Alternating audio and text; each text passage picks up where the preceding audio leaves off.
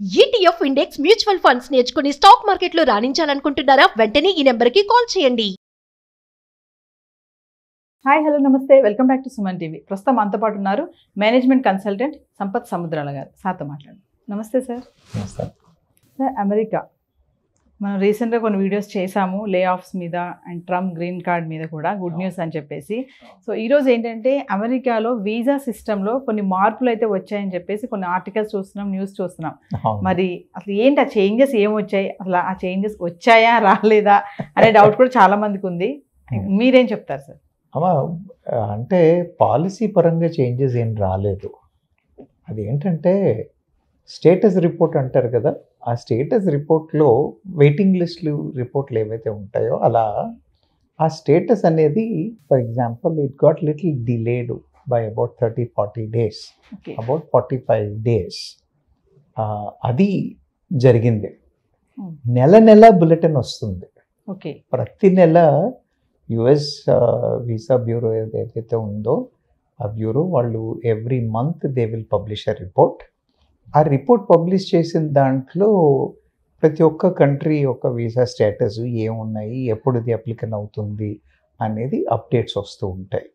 అయితే నవంబర్లో ఏదైతే వచ్చిందో దాంట్లో భారతదేశానికి సంబంధించి అప్లికేషన్స్ అంటే ఫైనల్ యాక్షన్ను ఒక 10 రోజులు అడ్వాన్స్మెంట్కి వచ్చినట్టయితే మన అప్లికేషన్ వచ్చేసి దాదాపు 40-45 రోజులు డిలే ఫార్వర్డ్ అవ్వడం అనేవి జరిగింది.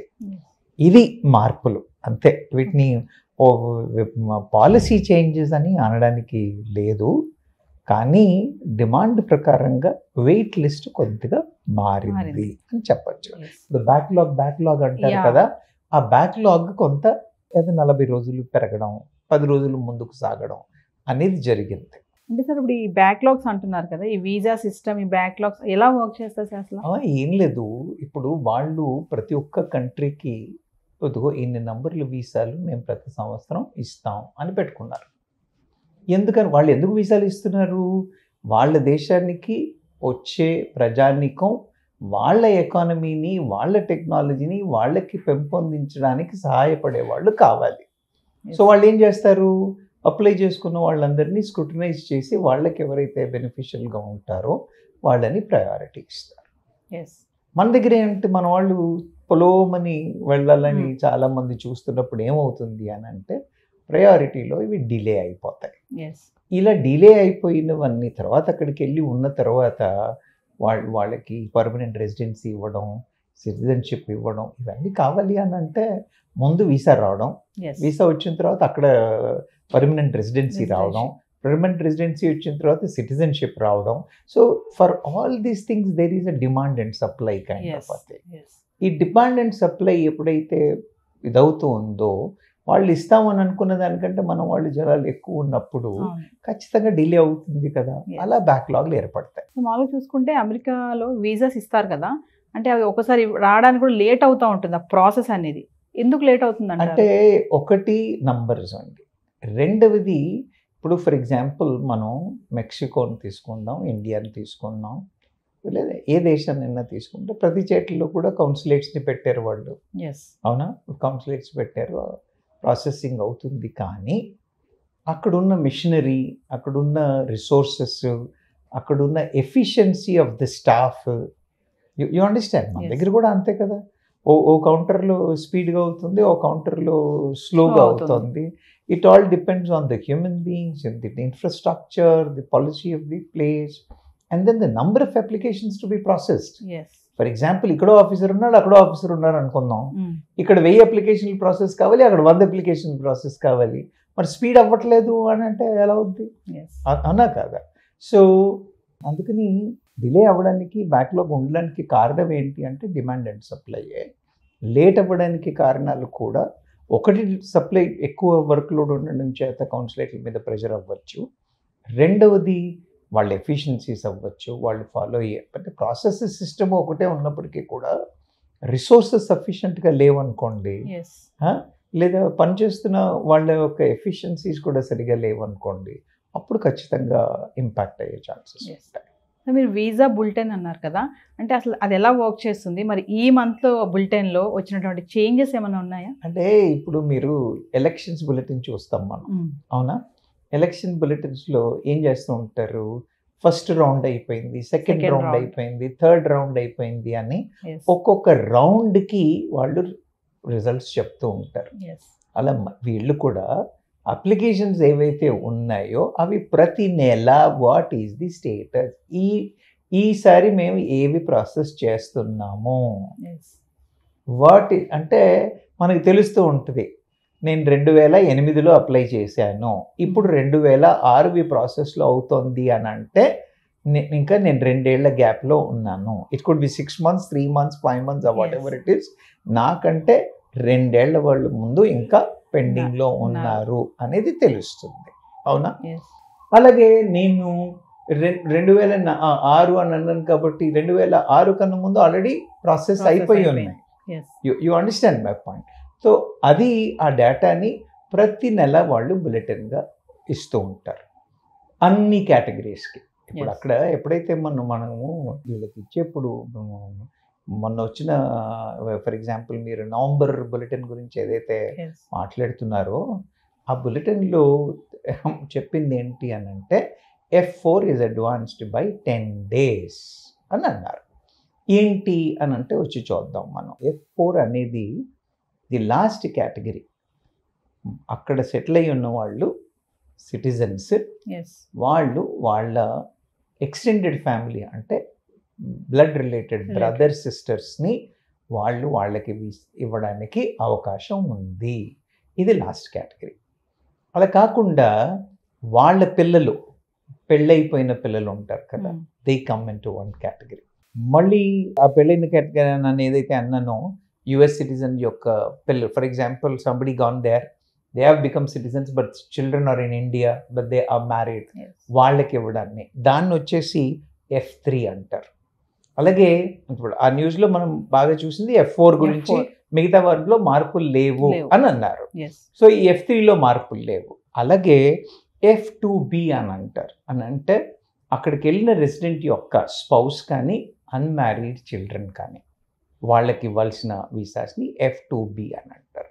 అలాగే మనం ఏమంటాం F2A అనేది స్పౌస్ అండ్ చిల్డ్రన్కి వస్తుంది.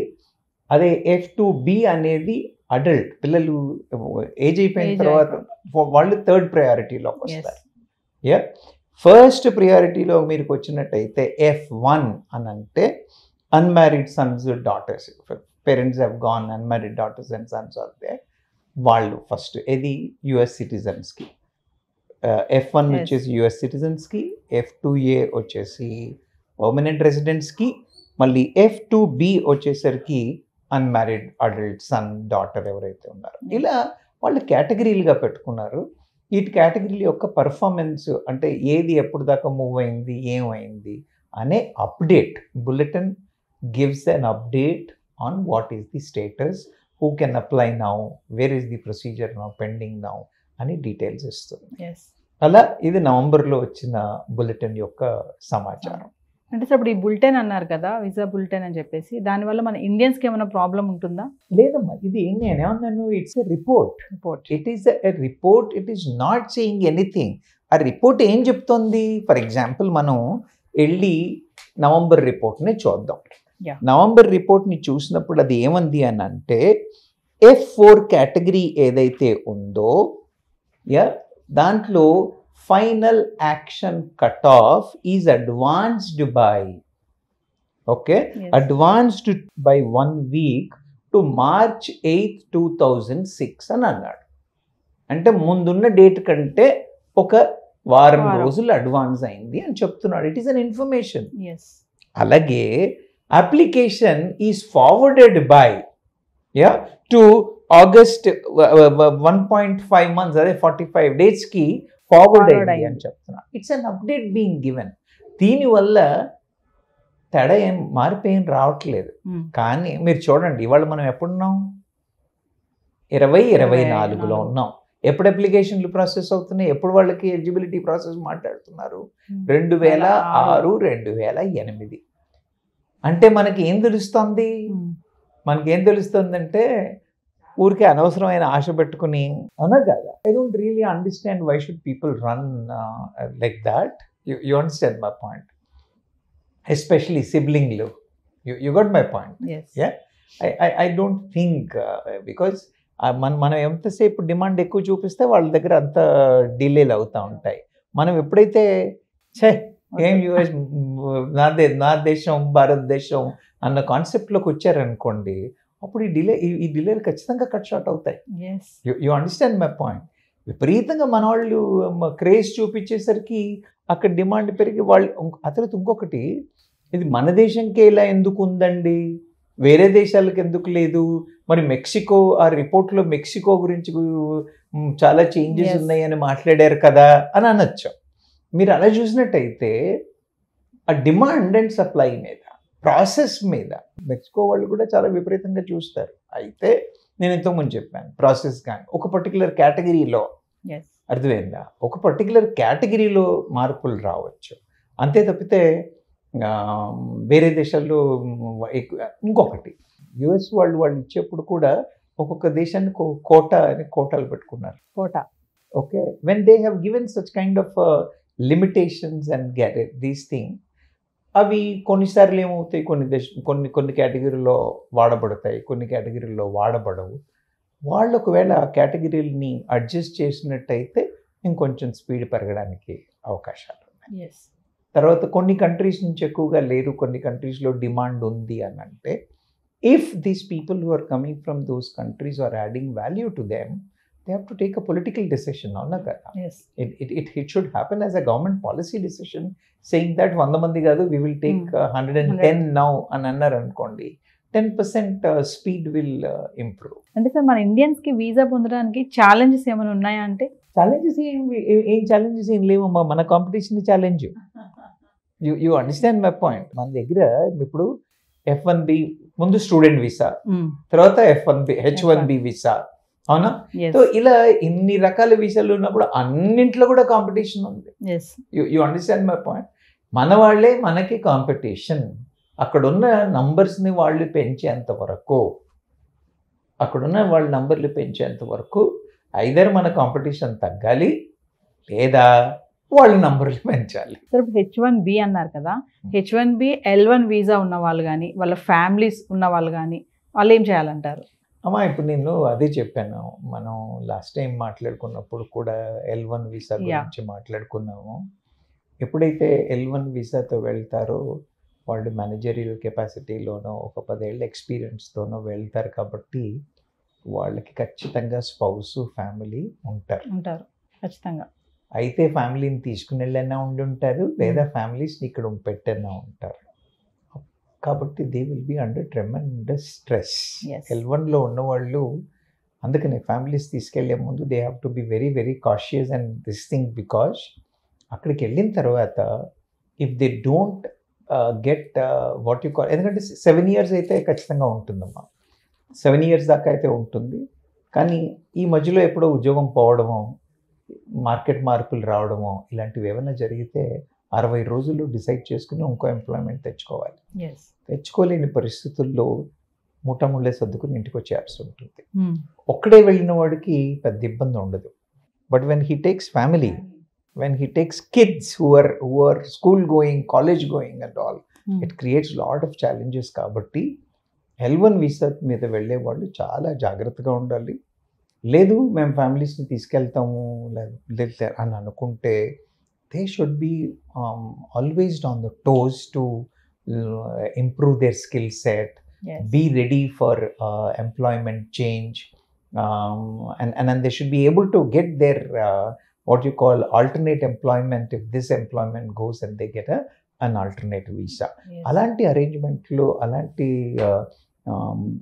ప్రిపేర్డ్నెస్తో వెళ్ళినట్టయితే ఏం ఇబ్బందులు ఉండవు. రెండవది, పిల్లడు యూఎస్కి వెళ్ళాడు కదా, ఇంకా వైఫ్ తీసుకెళ్ళవా, పిల్లల్ని తీసుకెళ్ళవా, ఫ్యామిలీ వెళ్తుందా లేదా, ఎప్పుడు వెళ్తున్నారు, ఈ ప్రెషరు, ఈ మెంటాలిటీ మన ఇండియన్స్లో ఏదైతే ఉందో అది కొంత మారాలమ్మా. పాపం పిల్లలది కూడా తప్పు కాదు. Even the parents also expect when are you getting married, when are you taking your wife, when are you taking your kids, you understand my point. ఈ ప్రెషర్లన్నీ కూడా It will. Until ఒకటి they need to handle their career. They have already career challenges ఉన్నాయి. Career challenges పక్కన పెట్టుకుని this family will become another pressure. అందుకని families కూడా, అక్కడ ఉన్న ఫ్యామిలీస్ కానీ ఇండియాలో ఉన్న ఫ్యామిలీస్ కానీ, they have to understand this and then ఈ క్రేజ్ అనేది కొంచెం తగ్గించుకొని, వాతావరణాన్ని బట్టి అయితే అవుతుంది, వెళ్తాడు, వెళ్ళగలిగితే వెళ్తాడు, ఉంటే ఉంటాడు, లేకపోతే వాపస్ ఇస్తాడు. అవునా? ఢిల్లీకి వెళ్తున్నాం, ఢిల్లీలో 4 ఏళ్ళు ఉంటాం, నచ్చట్లేదు వాపస్ వచ్చేస్తున్నాం. అవునా? బెంగళూరు ప్లేస్మెంట్స్ ఉంటున్నాయి, బెంగళూరుకి వెళ్తున్నాం, 4 వచ్చేస్తాం. When we go to Goa we feel like being there, we come back. You understand my point? అలాంటి మైండ్ సెట్లో ఉంటే మాత్రం ఖచ్చితంగా ఏమీ ఇబ్బంది ఉండదు. అలా లేనప్పుడే ఇష్యూస్. సరే, మరి ఇప్పుడు బ్రదర్ అండ్ సిస్టర్స్ ఉంటారు అక్కడ, వాళ్ళ ద్వారా మనం వెళ్ళాలి అంటే ఏం చేయాలి? ఇప్పుడు అదే చెప్తున్నాను కదా, ఈ F4 అనేది మనం ఏదైతే మాట్లాడుతూ ఉన్నామో అదే. ఒకవేళ మన బ్రదర్ సిస్టర్స్ అక్కడ ఉండి వాళ్ళకి సిటిజన్షిప్ వచ్చినట్టయితే వాళ్ళు మనకి సిబ్లింగ్ వీసాస్ ఇప్పించగలరు. కానీ అవే చూపించాం కదా, 2006, 2008 ఆ రేంజ్లో ఉన్నాయి. అవునా? So what I'm trying to say, we should actually stop expecting. If it happens, it happens. అదే గోల్లా పెట్టుకుని ఉంటే కొంచెం, ఇంతకు మునుపు ఇంత డిమాండ్ లేదు కాబట్టి. Say for example when my brother went about 3 decades before, the times were different. Today the times are different, so we need to be careful. ఏం లేదు, టూ మచ్ ఆఫ్ క్రేజ్ వద్దు అంటున్నాను అంతే. ఇంకోసారి వీసా మనకి త్వరగా రావాలి, డిలే అవ్వకుండా ఉండాలంటే రూల్స్లో ఏమైనా చేంజెస్ రావాలంటారా? ఖచ్చితంగా కదా. అంటే రూల్స్లో చేంజ్ అని ఏం కాదు, కానీ పాలసీ ప్రకారంగా ఇవాళ వాళ్ళు, నేను చెప్పాను కదా 80,000 ఏదో కోటా పెట్టుకున్నారు వాళ్ళు. అలా కాకుండా they have to increase those numbers. When will they increase those numbers? When they have find some more value and they wanted. అలా కాకుండా వేరే కంట్రీస్ టోటల్గా వాళ్ళ దగ్గర ఉన్న, ఆ తర్వాత ఇప్పుడు వాళ్ళు పొలోమని జనాల్ని అలౌ చేసిన అక్కడ సిటిజన్స్ ఒప్పుకోవద్దు. You understand my point? అక్కడ సిటిజన్స్ వాళ్ళ రైట్స్, వాళ్ళకి కాంపిటీషన్ పెరిగిపోతుంది అని. కాబట్టి it's a challenge to the government there also. So balanced అప్రోచ్లో ఇక్కడి నుంచి ఎంతమందిని తీసుకోవడం వల్ల ఎంత బెనిఫిట్స్ పెంచవచ్చు, ఇలా తీసుకెళ్ళడం వల్ల అక్కడున్న వాళ్ళకి ఇబ్బందులు కాకుండా what arrangements to be done అన్నవి, ఇవన్నీ political decisions, government policy decisions. Government ఆ పాలసీల మీద ఫోకస్ పెట్టినట్టయితే we can expect some positive results. మీరు చెప్పారు కదా, డిమాండ్ ఉంది కాబట్టి అక్కడ కూడా అలా డిలే అవుతుంది అన్నారు. ఎంత చెప్పినా మన వాళ్ళు వినరు, పైకే వెళ్ళాలి, అక్కడికి వెళ్ళాలి, అమెరికా వెళ్ళాలి అంటారు కదా. మరి స్టూడెంట్స్ కానీ, జాబ్ చేయాలనుకున్న వాళ్ళు కానీ, వెళ్ళాలి అనుకునే ఆలోచన కొంచెం దృఢంగా ఉన్న వాళ్ళు కూడా ఉంటారు. అలాంటి వాళ్ళకి ఏం చెప్తారు ఫైనల్గా? నేనేమంటానమ్మా, వెళ్ళాలని ఉన్నవాళ్ళు వెళ్ళాలి, ప్రయత్నించడంలో తప్పులేదు. అయితే ఏమంటున్నానంటే నేను, don't be over ambitious. You got my point. US పోతానని చెప్పి ఇక్కడ కెరీర్ పాడు చేసుకోమాకండి. You got my point. యూఎస్కి వెళ్దామని చెప్పేసి ఇక్కడ కెరియర్లు పాడు చేసుకోమాకండి. మీరు యూఎస్కి వెళ్ళినా ఇక్కడున్నా, యూఎస్కి వెళ్ళినా, యూఎస్ఏ కాదు వేరే ఏ కంట్రీస్కి వెళ్ళినా ఇక్కడున్నా, ఇవాళటి కండిషన్ ప్రకారం చూసినట్టయితే ప్రపంచం పెరిగెడుతోంది, టెక్నాలజీ పరిగెడుతోంది. కాబట్టి మనం కూడా మన స్కిల్ సెట్స్ని అలా పెంపొందించుకోవాల్సిన అవసరం ఎంతైనా ఉంది. మొన్న మా ఇంట్లో మా పనమ్మాయి వచ్చి నాకు ఫోన్ తీసుకొచ్చి చూపించి, సరే ఈ వాట్సాప్లో ఈ రింగ్ లాగా ఏదో తిరుగుతోంది, ఇదేంటి అని అడిగింది. Okay, it is nothing but the Google Gemini. You understand? అంటే ఏఐ వాడాలనుకున్న వాళ్ళకి ఇప్పుడు రేపు పొద్దున ఏఐ ఎవరు వాడగలుగుతున్నారు? అన్ ఇల్లిటరేట్ సర్వెంట్ మేడ్ 4 పదాలు ఇంగ్లీష్ అది టైప్ చేయగలిగిందంటే she will be able to use AI. AI has gone to that stage. You understand my point? That is the speed what is happening. కాబట్టి మన వాళ్ళు టెక్నికల్గా చాలా అబ్రెస్ట్ ఉండాలి. They need to be ఒక అడుగు ముందు అన్నట్టుగానే ఉండాలి.